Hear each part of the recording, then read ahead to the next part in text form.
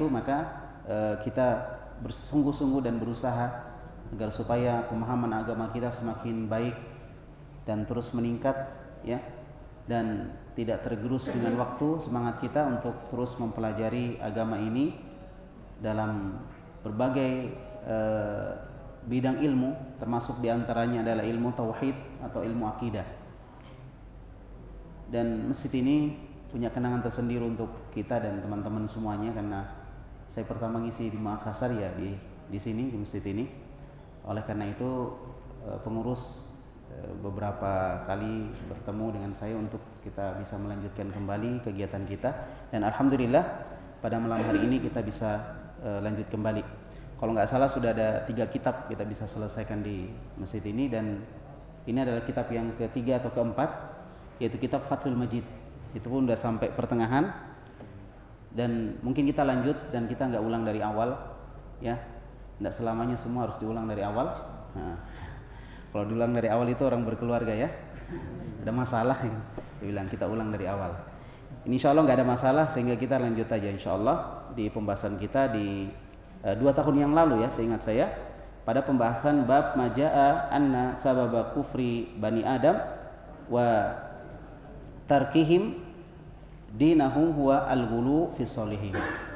Nah, ini tentang bab berkaitan dengan masalah sebab kekufuran manusia dan sebab mereka meninggalkan agama mereka adalah al-ghulu.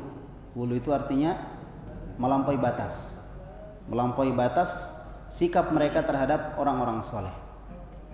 Jadi dalam Islam orang-orang soleh itu memiliki kemuliaan, itu jelas. Tidak boleh kita meremehkan mereka, tidak boleh melecehkan mereka, dan tidak boleh mendolimi mereka.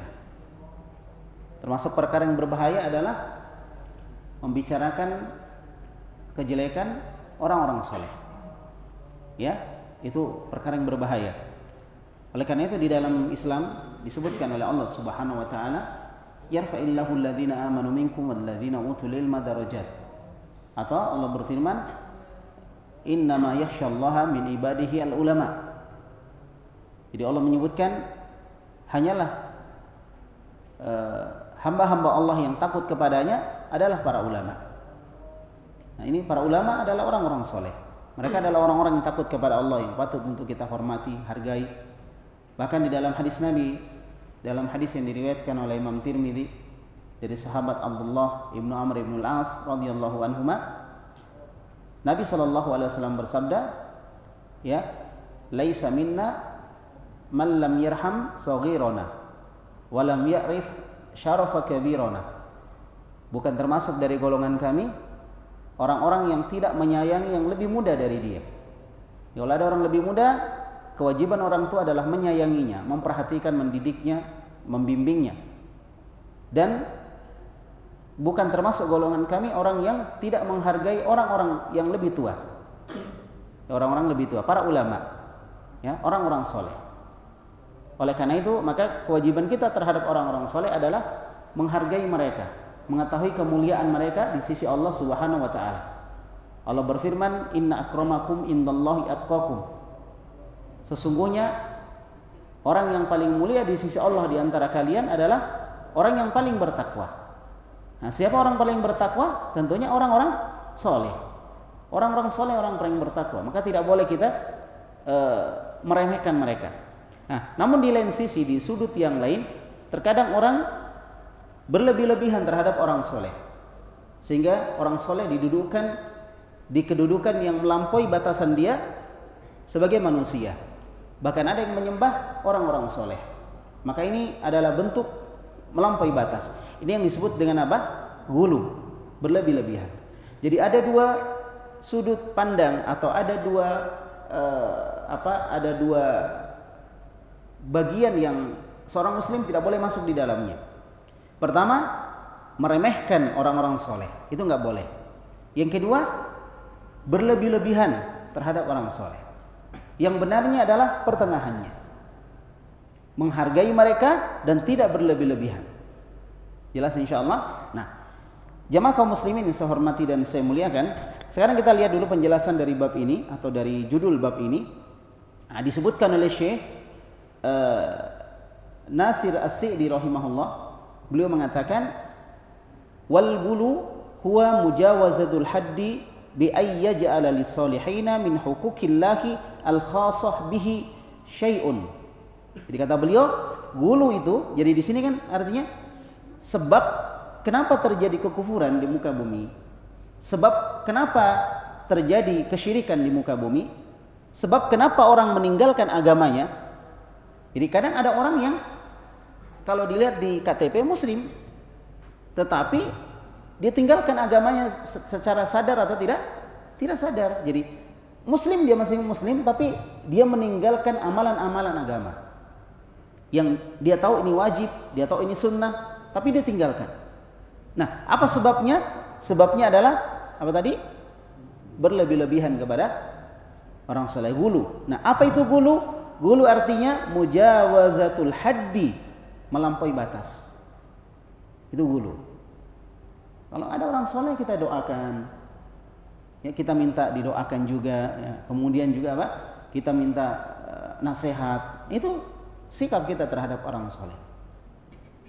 Tapi kalau sampai melebihi, meyakini bahwa orang soleh ini bisa melakukan hal yang di luar dari nalar manusia, maka ini adalah hal yang berlebih-lebihan. Jadi melampaui batas. Nah, bagaimana bentuk melampaui batasnya? Kata Syekh Nasir As-Sa'di, kita belum masuk di buku kita ya, kita masih masuk di pembahasan tentang judulnya. Melampaui batas maksudnya di sini menjadikan orang-orang soleh atau memberikan kepada mereka hak-haknya Allah yang khusus. Hak Allah yang khusus. Misalnya, kita mengatakan ada wali yang ya mengendalikan hujan misalnya. Misalnya ini, sampai dia mungkin punya AC apakah ya. Nah, jadi misalnya dia ada wali yang bisa mengendalikan hujan. Mengendalikan hujan, menurunkan atau menghalangi hujan itu milik Allah, haknya Allah. Gak ada manusia bisa mencegah hujan ataupun menurunkan hujan, tidak bisa. Oleh karena itu Nabi ketika musim kemarau yang panjang, apa yang beliau lakukan? Salat istisqa. Apa itu salat istisqa? Minta supaya turun hujan. Mintanya kepada siapa? Kepada siapa? Kepada Allah Subhanahu wa taala. Bukan cari AC, bukan, atau remote itu. Ya. Dia mintanya kepada Allah. Nabi ini, Nabi Muhammad. Siapa yang paling dekat dengan Allah dari kalangan manusia? Rasulullah. Tetapi ketika kemarau, apa yang beliau lakukan? Salat. Bukan sekadar beliau minta, ya Allah turunkan hujan, enggak. Beliau salat. Dan salatnya pun dalam kondisi beliau itu dalam kondisi pakaiannya itu tidak rapi dan biasa-biasa saja. Ini menunjukkan kebutuhan beliau kepada Allah untuk menurunkan hujan. Itu haknya Allah. Jadi kemudian ada orang meyakini, oh wali ini bisa turunkan hujan, wali ini bisa mencegah hujan. Itu namanya berlebih-lebihan. Itu yang disebut dengan apa tadi? Gulu, berlebih-lebihan. Tapi kalau kita katakan wali ini bisa berdoa kepada Allah supaya diturunkan hujan.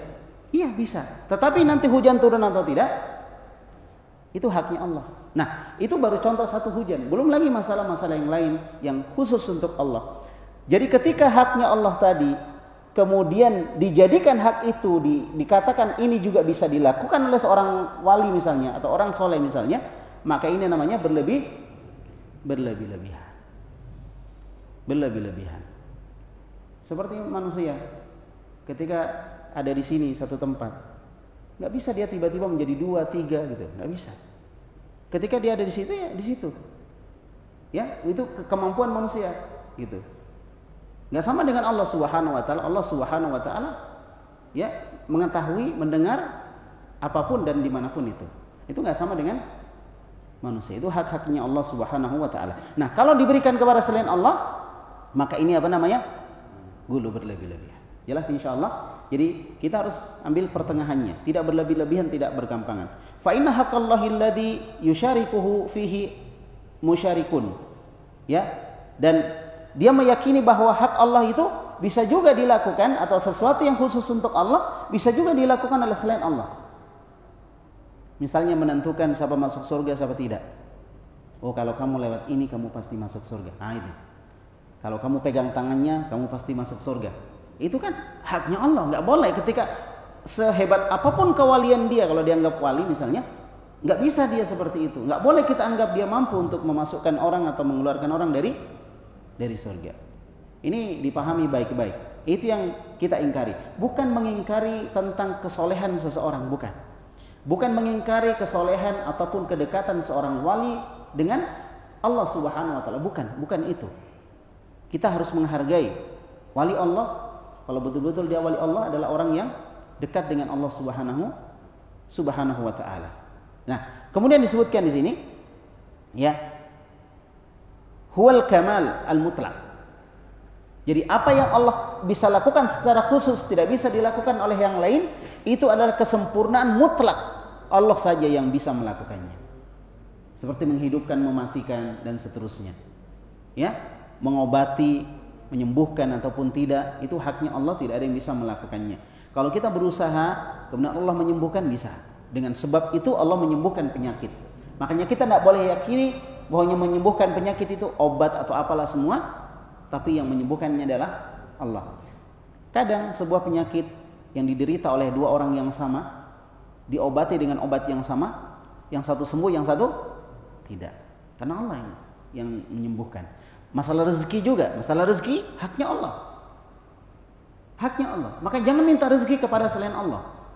Contoh misalnya ada orang jualan dengan jualan yang sama, di tempat yang sama, di waktu yang sama, dengan barang yang sama, ternyata pembelinya berbeda. Itulah karena rezeki datang dari Allah Subhanahu wa taala. Nah, kemudian disebutkan ya, wal ghinal mutlaq. Jadi Allah sendiri secara mutlak, Allah enggak butuh dengan yang lain, Allah bisa sendiri melakukan hal yang Allah inginkan.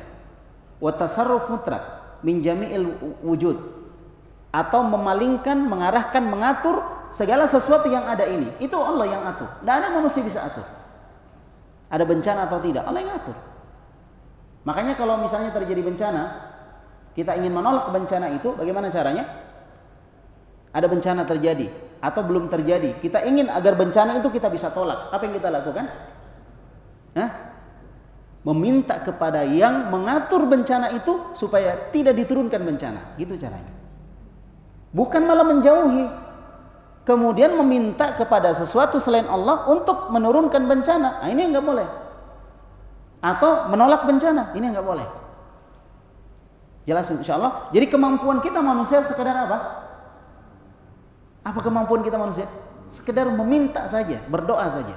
Sedangkan yang menentukan adalah Allah Subhanahu wa taala. Paham insyaallah ya? Nah itu. Jadi ada dua sisi yang keliru tadi kita sebutkan. Sisi orang yang meremehkan orang soleh, dan sisi orang yang orang yang berlebih-lebihan kepada orang soleh. Berlebih-lebihan kepada orang soleh. Sampai meyakini, oh ini bekas airnya berkah, kalau diminum ini bekas airnya bisa sembuh dari penyakit. Padahal itu orangnya sudah batuk-batuk, apa semua. Nah, kita ambil bekas airnya. Itu berlebih-lebihan namanya. Itu namanya apa? Berlebih-lebihan. Sampai bekas ininya, bekas cucian bajunya mungkin kita ambil, kita minum. Yang lebih parah lagi misalnya, di sebagian tempat misalnya, bekas kotoran hewan. Karena hewannya dianggap wali.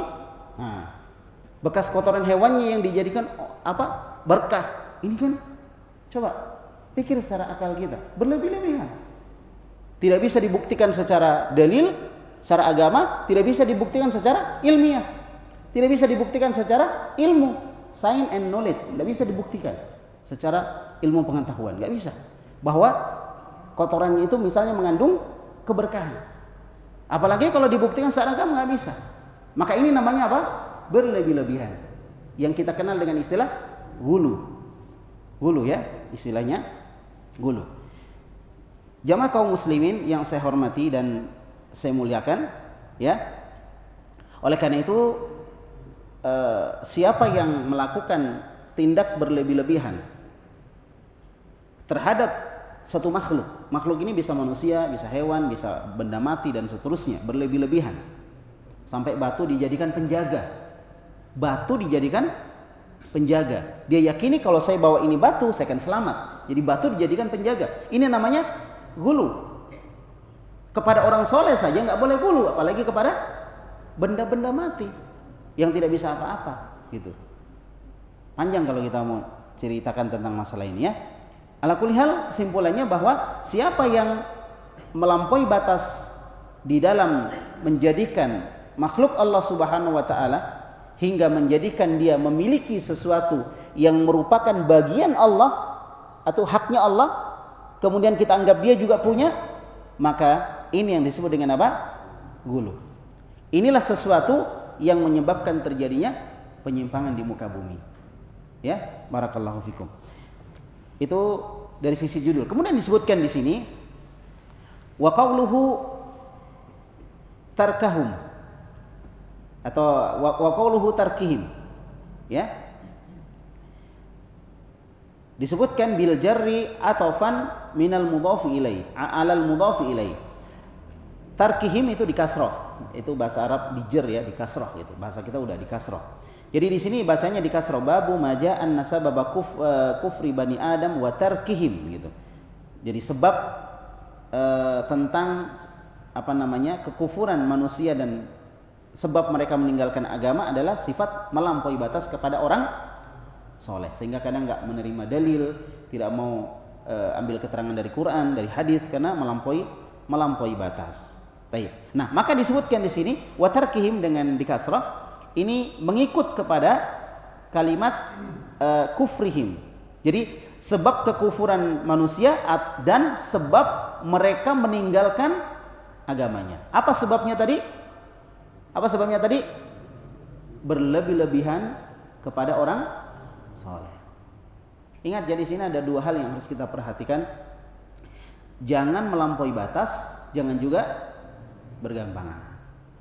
Sama-sama ji manusia gitu kan, misalnya ada orang soleh, orang baik ya kan, rajin sholat, ilmunya luar biasa masya Allah, apalagi sudah dikenal sebagai ulama, kemudian kita bergampang-gampangan gitu ya, kita tetap sopan kepada dia, kita bicara dengan lembut kepada dia, apalagi dia guru kita misalnya kan, dia guru kita berarti kita seperti orang tua kita sendiri, walaupun dia tidak melahirkan kita, tetapi dialah yang telah melahirkan jiwa kita, membimbing kita. Berarti kita hormati, oh dia orang soleh, ulama, ustadz misalnya, atau siapalah orang-orang kita lihat, oh ini orang soleh, kita tetap hormati dia, kita hargai dia. Tidak boleh kita, ini sama-sama ji manusia, kau laki-laki, saya juga laki-laki. Iya memang, saya bilang perempuan ya. Tapi maksudnya apa? Maksudnya tetap kita hargai dia sebagai siapa? Sebagai ulama, sebagai orang soleh. Misalnya kita ambilkan sendalnya, boleh atau enggak? Boleh. Silakan, yang penting nggak berlebih-lebihan. Sampai sandalnya dicium-cium, masya Allah. Padahal habis dari peternakan sapi ya, makanya mau korban, sampai dicium-cium sandalnya. Ini berlebih-lebihan. Tapi sekedar diambilkan, ditaruh di situ, silakan dipakai, nggak ada masalah. Itu boleh atau enggak? Boleh. Berlebih-lebihan atau tidak? Tergantung niatnya. Kalau niatnya sekedar ngambilkan untuk menghormati dia, nggak ada masalah.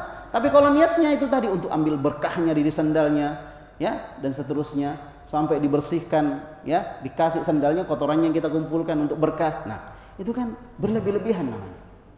Jelas? Nah, jadi bedakan antara berlebih-lebihan dengan penghormatan. Karena ini yang biasa garisnya tipis. Garisnya tipis. Sehingga orang mengatakan ketika ada orang tidak berlebihan kepada orang soleh, dia bilang, "Oh, kamu tidak menghormati orang soleh." Nah, itu. Jadi bedakan menghormati dengan berlebih-lebihan. Bedakan menghargai dengan berlebih-lebihan. Bedakan memuliakan dengan berlebih-lebihan. Apa bedanya memuliakan dengan berlebih-lebihan? Kalau memuliakan, kita memberikan penghargaan kepada dia sesuatu yang memang dia berhak untuk dapat penghargaan itu. Itu namanya apa? Memuliakan. Kenapa dia berhak mendapatkan penghargaan? Karena dia orang soleh menurut pandangan kita dan kita melihat zahirnya. Ya. Nah, apa bedanya dengan berlebih-lebihan? Kita memberikan hak kepada dia yang bukan haknya, tapi haknya Allah kita berikan kepada dia. Seperti tadi, ya, Itu tadi yang saya katakan berlebih-lebihan menganggap semua yang dia pakai misalnya berkah dan lain sebagainya itu berlebih-lebihan. Nah, kemudian disebutkan di sini,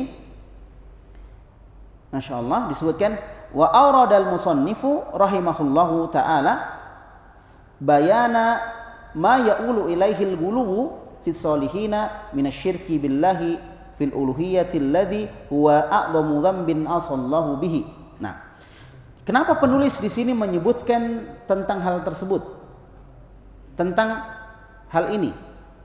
Ini untuk menjelaskan akibat dari sifat gulu kepada orang soleh. Akibat dari sifat berlebih-lebihan kepada orang soleh. Jadi ada akibatnya. Apa akibatnya? Apa akibatnya? Kezaliman kepada Allah. Itu yang paling parah akibatnya. Kezaliman kepada Allah. Bagaimana bentuk kezaliman kepada Allah? Mengambil hak Allah sebagian atau seluruhnya kemudian diberikan kepada orang soleh. Itu namanya kezaliman. Kalau kita punya uang misalnya di rekening, ya jumlahnya sedikit saja, 1 triliun. Misalnya, tiba-tiba ada orang tiba-tiba berkurang 1 juta misalnya diambil. Kita titipnya 1 triliun, tiba-tiba diambil berkurang 1 juta. Maka kita telah mengambil hak yang bukan hak kita untuk diberikan kepada orang lain. Itu namanya zalim. Sama dengan Allah. Allah punya sesuatu. Allah apalagi sesuatu yang khusus untuk Allah. Lalu kita ambil, lalu diberikan kepada selain Allah. Ini namanya zalim. Nah, zalim kepada Allah disebut dengan kesyirikan. Atau kesyirikan di dalamnya terkandung makna zalim. Kenapa kesyirikan disebut zalim? Kenapa kesyirikan disebut zalim? Karena mengambil hak Allah kemudian diberikan kepada makhluk. Hak untuk diibadahi, ya kan? Hak untuk diyakini bahwa dia yang menciptakan seluruh alam, mengaturnya, memilikinya dan lain sebagainya. Nah gitu. Jadi di sini dijelaskan untuk apa? Menyebabkan atau menjelaskan tentang sebab terjadinya sikap berlebih-lebihan kepada orang soleh, minasyirki billah, yang bentuknya berupa kesyirikan kepada Allah dalam masalah uluhiyah. Masih ingat uluhiyah? Apa uluhiyah? Ya, hak Allah untuk diibadahi. Itu bahasa praktisnya. Hak Allah untuk diibadahi. Itu uluhiyah, itu sifatnya Allah, haknya Allah untuk diibadahi. Artinya haknya Allah jangan ambil kemudian diberikan yang kepada yang lain. Dalam bentuk apa? Dalam bentuk kita beribadah kepada selain Allah. Itu masuk dalam makna apa? Kesyirikan. Jelas gak ini? Nah, jadi bentuknya kesyirikan kepada Allah dalam masalah uluhiyah yang dia itu merupakan dosa terbesar yang dilakukan seseorang dalam bentuk dia bermaksiat kepada Allah. Jadi maksiat yang paling besar, maksiat kepada Allah, yaitu apa? Melakukan kesyirikan. Itu maksiat paling besar. Maksiat paling besar karena yang diganggu adalah Allah, walaupun Allah nggak merasa diganggu. Tapi ya kita mengganggu dia dari sisi apa? Dari sisi kita mengambil haknya Allah lalu diberikan kepada selain Allah. Wa huwa yunafi tauhid. Dan sifat kesyirikan ini akan menghilangkan tauhid. Akan menghilangkan tauhid. Akan menghilangkan tauhid. Di mana ketika seorang beribadah kepada selain Allah Subhanahu wa taala, beribadah kepada makhluk, maka akan hilang tauhidnya. Tauhid itu apa coba? Kenapa dikatakan menghilangkan tauhid? Apa itu tauhid? Ayo jawab. Tadi lupa bawa hadiah ya. Harusnya ada hadiah nih supaya semangat ya. Apa itu tauhid? Hah? Ayo, yang sudah belajar lama ini. Udah 2 tahun loh ini, Masya Allah. Mungkin di rumah murojaah terus ya. Ayo. Ayo, apa tauhid? Iya, memurnikan ibadah hanya untuk Allah. Murni, satu untuk Allah.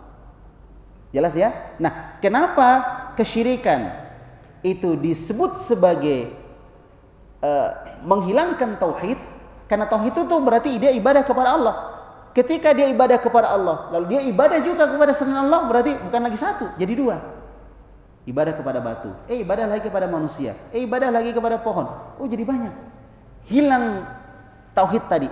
Karena makna tauhid adalah menjadikan Allah satu-satunya yang diibadahi, satu-satunya esa, satu-satunya. Paham sudah? Satu-satunya. Kalau satu-satunya berarti tidak ada yang lain sama sekali. Kalau ada yang lain, nggak usah ada satu, setengah saja, ada setengah, itu sudah menghilangkan tauhid. Hilang tauhid. Nggak ada lagi makna tauhid. Karena makna tauhid adalah menjadikan Allah satu-satunya yang diibadahi. Maka ini menafikan tauhid. Alladzi dallat alaihi kalimatul ikhlas. Yang tauhid itu ditunjukkan oleh kalimatul ikhlas. Kalimat ikhlas. Kalimat apa kalimat ikhlas itu? Syahadatu an la ilaha illallah, yaitu persaksian la ilaha illallah. Kita rinci la ilaha illallah. Dalam la ilaha illallah ada dua bagian kalimat. Kalimat pertama la ilaha, kalimat yang kedua illallah. Ini namanya tauhid. Makanya ini nggak bisa dipisah. Karena terbentuknya tauhid dengan menggabungkan dua kalimat ini. Kalimat la ilaha sama kalimat illallah. Kalau cuma illallah nggak jadi tauhid. Atau cuma Allah nggak jadi tauhid. Atau kita cuma mengatakan la ilaha nggak jadi tauhid. Jadi nanti dia jadi tauhid kalau kita katakan la ilaha illallah. Baik. Sekarang kita lihat apa la ilaha illallah itu. La ilaha artinya tidak ada yang berhak diibadahi. Belum masuk Allah nih. Tidak ada yang berhak diibadahi. Artinya ketika kita mengatakan kalimat la ilaha, berarti kita menghilangkan segala bentuk peribadatan. Tidak ada yang diibadahi. Termasuk Allah di situ nggak ada. Makanya kalau kita cuma mengatakan la ilaha, berarti nggak ada Tuhan. Hilang nggak Allah di situ? Kalau kita cuma bilang la ilaha, hilang tidak Allah? Hilang atau tidak? Hilang. Karena kalimat la ilaha, la di sini kalau dalam bahasa Arab namanya la nafiyah lil jinsi. Kalimat la di sini menafikan atau menghilangkan seluruh kata yang ada di depannya, seluruh makna dari kata yang ada di depannya. Berarti la ilaha tidak ada Tuhan, berarti semua namanya Tuhan tidak ada. Butuh enggak dengan kalimat illallah? Butuh atau enggak? Butuh. Makanya dikatakan tidak ada Tuhan illallah kecuali Allah. Nah, baru tercipta tauhid.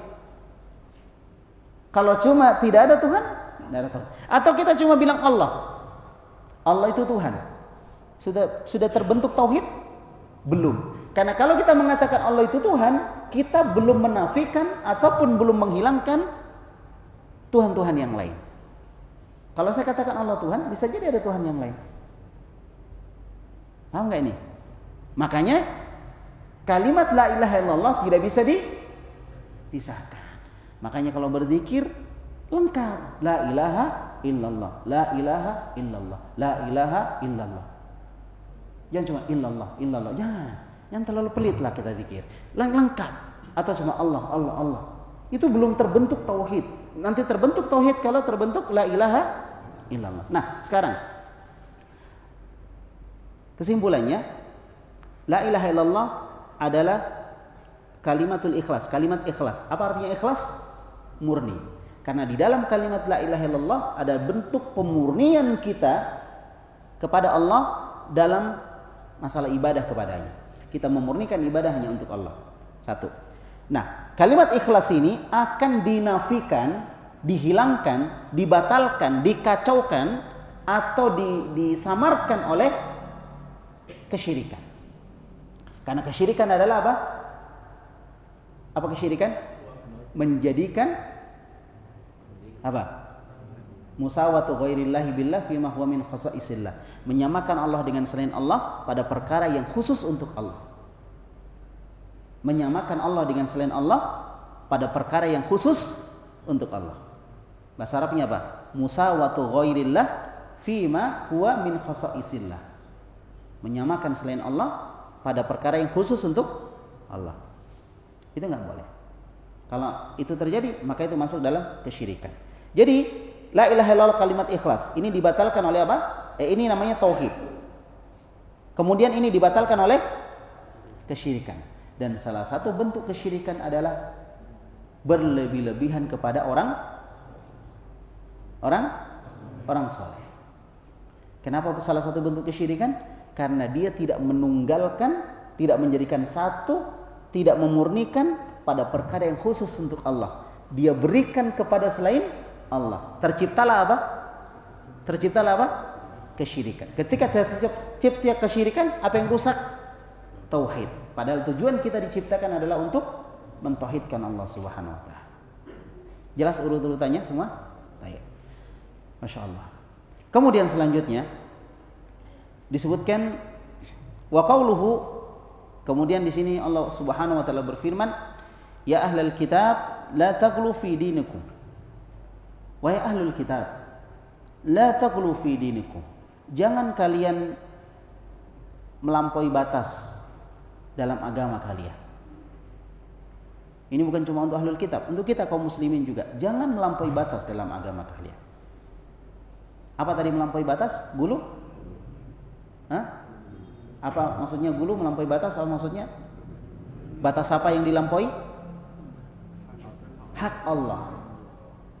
Jangan melampaui batas. Jangan mendudukkan sesuatu di kedudukan Allah. Siapapun dia, hatta Nabi sekalipun, tidak boleh didudukkan sama dengan kedudukannya Allah. Nabi dengan Allah sama atau beda?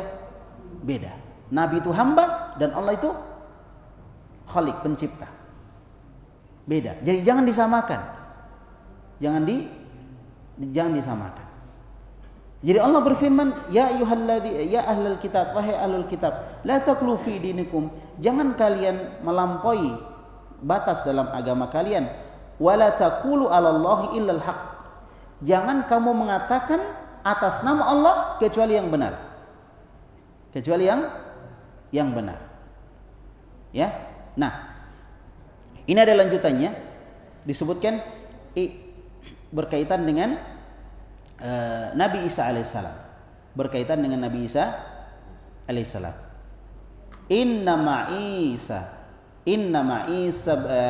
Innamal masihu Isa ibn Maryam Rasulullah. Sesungguhnya Isa ibn Maryam itu adalah utusan Allah. Maksudnya jangan melampaui batas. Dia itu utusan Allah. Sama dengan nabi-nabi yang lain. Sama dengan rasul yang lain. Dia adalah Rasulullah, utusan Allah. Tapi ada kelebihan dia yang nabi lain enggak punya. Apa itu? Wa kalimatuhu alqaha ila Maryam. Dan dia adalah kalimat Allah yang Allah lemparkan kepada Maryam. Bukan berarti dia punya sifat ketuhanan, tetapi yang dimaksud dengan kalimat Allah adalah kalimat kun. Kalimat apa? Kun fayakun. Jadi Allah cuma mengatakan kun kepada Maryam. Kun, langsung ada janin. Kun di situ jadilah janin. Langsung jadi. Kalimat itu. Kalimat Allah yang Allah lemparkan, yang Allah lemparkan kepada Maryam, maksudnya kalimat Allah yang Allah sampaikan untuk Maryam, kun, jadilah, maka jadilah Isa dalam perut. Prosesnya sama dengan manusia, proses melahirkan dan seterusnya sama. Ya, makanya dalam Islam disebutkan lam yalid wa lam yulad. Tuhan itu tidak beranak dan tidak diperanakan. Nah, kemudian apa lagi kelebihannya? Wa ruhun minhu, dan ruh dari Allah. Nah, ini dipahami. Oh, berarti ruh dari Allah berarti dia punya sifat ketuhanan. Karena dia ruh dari Allah. Apa maksudnya ruh dari Allah? Sama dengan kita. Ruh kita dari siapa? Ruh kita ada ruh enggak? Sekarang, ada ruh atau enggak? Ruh kita dari siapa? Allah. Apakah kita punya sifat ketuhanan? Tidak. Ruh kita juga dari Allah. Maksudnya, ruh ciptaan Allah. Jadi ruh yang diberikan kepada Isa itu ruh ciptaannya Allah.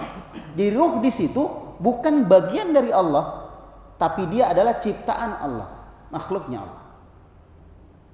Paham maksudnya? Dan paham kenapa orang salah paham terhadap hal tersebut? Nah, ruh dari Allah. Maksudnya apa ruh dari Allah? Hah?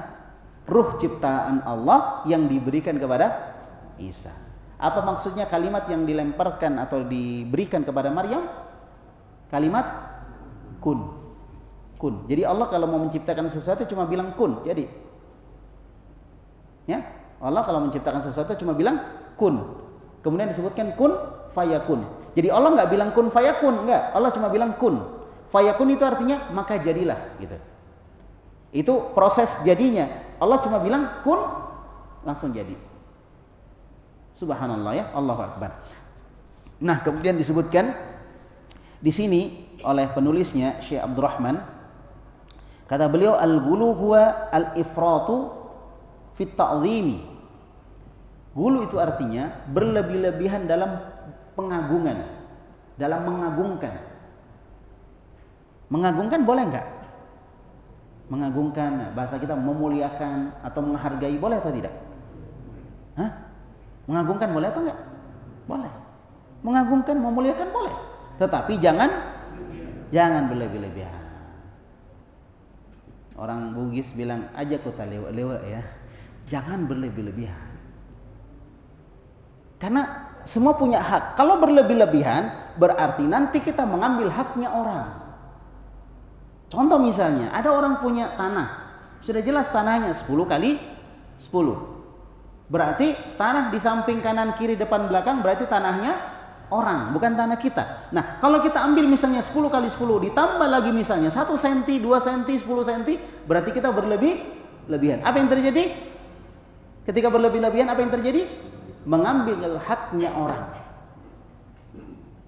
Jelas sudah? Mengambil haknya orang. Sama dengan orang manusia. Kita agungkan dia, kita muliakan dia, tetapi kita melampaui batas, maka ada yang hak yang kita ambil. Karena itu bukan kedudukannya. Sama dengan kita penuntut ilmu, ya, kita masih baru menuntut ilmu baru ini. Jangan mendudukkan diri seperti ulama. Kalau kita mendudukkan diri seperti ulama, berarti kita mengambil haknya ulama. Ulama belum berfatwa, kita sudah berfatwa. Jangan. Italenu. Lihat dirimu. Di mana posisimu? Jangan duduki kursi yang bukan kursi kita. Pahami ya? Kenapa? Itu tadi, bukan kursi kita, kita duduki, berarti kita mengambil haknya orang. Apa yang dimaksud dengan mengambil haknya orang? Mendolimi orang lain. Jadi ketika orang mau duduk, di mana saya duduk? Kursiku sudah diambil gitu. Mendolimi dia, akhirnya dia berdiri. Yang harusnya duduk gitu kan, dia berdiri. Nah itu, jelas? Baik. Masya Allah, ini luar biasa nih pembahasannya. Jadi ghulu, melampaui. Jadi katanya al-ifratu fit ta'zim, melampaui batas dalam pengagungan. Bil qauli wal i'tiqadi, baik bentuknya ucapan atau keyakinan. Jadi melampaui batas di sini bisa dalam bentuk keyakinan. Kita meyakini seseorang atau meyakini makhluk Allah memiliki sesuatu yang itu miliknya Allah. Itu nggak boleh. Hati-hati. Ada pertanggungjawaban di hadapan Allah. Allah akan tanya sama kita, loh, kenapa kau ambil hak saya? Kita mau bilang apa coba? Itu hak saya. Mengatur alam semesta, menciptakan alam semesta, itu hak saya. Memberikan rezeki, itu hak saya. Kok kamu ambil? Atau yang lebih parah lagi adalah, kenapa kamu berikan ke orang lain? Itu hak saya. Kita mau bilang apa? Ya, haknya Allah. Berikan kepada Allah. Minta rezeki kepada Allah Subhanahu wa ta'ala. Jadi bentuk melampaui batas dalam mengagungkan seseorang, orang-orang soleh, ada dua di sini. Pertama, dilakukan dengan ucapan. Mengucapkan sesuatu yang menunjukkan, mengagungkan orang soleh di atas kedudukan dia. Di atas kedudukan. Oh, itu orang soleh. Kalau dia mau, kena musibah kita semua ini. Nah, melampaui batas nggak itu? Melampaui batas. Biar dia mau, kalau Allah nggak mau, nggak jadi. Sesoleh apapun dia. Kalau dia mau, ya. Kalau Allah nggak mau, nggak jadi. Iya kan? Baik. Sekarang, ketika perang Badar atau ketika perang Uhud, ada satu orang keluarga Nabi yang sangat dicintai oleh Nabi meninggal. Siapa itu? Di perang Uhud, Hamzah. Nabi cinta nggak sama Hamzah? Nabi ingin Hamzah meninggal di perang itu. Kenapa dia meninggal? Nabi mau, Allah nggak mau. Nabi mau Hamzah tetap hidup, tapi Allah mau Hamzah meninggal. Selesai. Ali bin Abi Thalib misalnya, Nabi dakwah itu sampai mau meninggal Ali bin Abi Thalib, Nabi tetap mendakwai Ali bin Abi Thalib. Apa kata Nabi? Ya ammi, wahai pamanku, kul la ilaha illallah, ucapkan la ilaha illallah. Kalimatan uhaju laka biha indallah. Sebuah kalimat yang saya akan jadikan bukti di hadapan Allah bahwa engkau telah masuk Islam. Sampai pamannya mau meninggal, Nabi mendampingi pamannya ini untuk mengucapkan la ilaha illallah. Pamannya ucapkan la ilaha illallah. Nah, apa maunya Nabi? Pamannya dapat hidayah atau tidak? Maunya Nabi, pamannya dapat hidayah. Itu maunya Nabi. Tapi maunya Allah? Nah. Oleh karena itu Allah sebutkan dalam Al-Quran, innama la tahdi man ahbabta. Innaka la tahdi man ahbabta. Engkau wahai Muhammad tidak bisa memberikan petunjuk kepada orang yang kamu sukai, orang yang kamu cintai. Ya. Innaka anta la tahdi man ahbabta. Kamu wahai Muhammad tidak bisa memberikan petunjuk kepada orang yang kamu cintai. Walakinnallaha yahdi man yasha. Tetapi Allah lah yang memberikan petunjuk kepada siapa yang dikehendaki. Jadi memberikan petunjuk haknya siapa? Allah. Nabi aja nggak bisa. Memberi syafaat haknya siapa? Di akhirat nanti haknya Allah. Jadi kalau Nabi mau beri syafaat Allah nggak setuju, nggak jadi. Makanya Nabi ketika mau memberi syafaat, Nabi minta izin dulu sama Allah. Yang nabi-nabi yang lain bilang saya nggak bisa, tapi Nabi Muhammad mendatangi Allah, sujud di hadapan Allah, kemudian Allah mengatakan irfa roksa, angkat kepalamu, berilah syafaat maka akan diberi syafaat. Jadi atas izin Allah, man dalladhi yashfa'u illa biizni. Siapa yang bisa memberikan syafaat? Nggak ada kecuali dengan izinnya Allah. Itu. Jadi kalau minta syafaat, mintanya kepada siapa? Kepada Nabi atau kepada Allah? Minta kepada Allah. Gimana cara minta kepada Allah? Ya Allah, berikanlah aku syafaat Nabi-Mu. Mintanya sama Allah, bukan kepada Nabi. Mintanya sama Allah. Nanti di akhirat baru minta ke Nabi, supaya Nabi memintakan kepada Allah. Sama sebenarnya. Ujung-ujungnya kepada siapa? Kepada Allah. Jelas sudah? Baik. Jadi sekali lagi barakallahu fikum, bentuk pengagungan yang melampaui batas kepada orang-orang soleh terjadi dalam dua keadaan atau terjadi dengan dua cara. Pertama dengan cara ucapan. Ucapan kita memberikan titel, memberikan statement kepada seseorang melampaui batasan dia, ya, sebagai seorang manusia. Kemudian yang kedua dengan keyakinan. Kita nggak ucapkan tapi kita yakini. Oh orang itu begini, orang itu begini. Nah itu juga. Nah, maksudnya apa? La tarfa'u al-makhluqa an manzilatihi. Kita baca pelan-pelan aja. Maksudnya, jangan kalian mengangkat kedudukan makhluk yang itu bukan kedudukan dia. Mengangkat kedudukan Nabi sejajar dengan kedudukan Allah, jangan. Mengangkat kedudukan orang biasa sama dengan kedudukan ulama, jangan.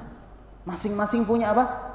Kedudukan. Dudukkan dia di kedudukannya, di posisinya. Jangan mengangkat kedudukan makhluk di atas kedudukan dia. Seperti gunung, ya, dan seterusnya. Dia punya kedudukan. Tapi jangan gunung diminta supaya menghindarkan kita dari musibah, jangan. Karena itu bukan kedudukan dia. Allati anzalahu Allahu, yang Allah telah dudukkan dia di kedudukannya tadi. Ya. Taib. Fatanazzaluhu. Lalu kemudian kalian mendudukkan dia, ya, al-manzilah, di sebuah kedudukan allati la tambagi illallah, di mana kedudukan itu tidak ada yang memilikinya kecuali Allah. Jadi orang itu sudah didudukkan Allah di kedudukan masing-masing. Ini ulama, ini penuntut ilmu, ini orang awam misalnya, ini anak kecil, ini orang dewasa, semua ada kedudukannya. Ini manusia yang penuh dengan kekurangan dan keterbatasan, ada kedudukannya. Allah sudah dudukkan. Ya, kemudian kalian memindahkan kedudukannya di sebuah kedudukan yang kedudukan itu hanya Allah yang bisa duduk di situ. Hanya Allah yang bisa menduduki kedudukan itu. Seperti dimintai doa. Itu kedudukan Allah. Itu haknya Allah. Jangan meminta doa kepada selain Allah. Karena mengabulkan doa, dimintai doa, itu adalah kedudukan Allah. Manusia nggak bisa mengabulkan doa, maka jangan minta sama manusia dengan doa. Jelas? Jangan minta kepada hewan, jangan minta kepada binatang, jangan minta kepada pohon, ya, batu dan lain sebagainya, jangan. Wal khitabu wa in kana li ahlil kitab, dan ini ucapan walaupun untuk ahlul kitab, fa innahu amun, tapi dia sebenarnya hukumnya umum. Ahlul kitab atau siapapun itu dilarang untuk apa tadi? Berlebih-lebihan kepada orang soleh. Ingat ya, bedakan kalimat berlebih-lebihan atau bedakan kalimat berlebih-lebihan dengan menghormati.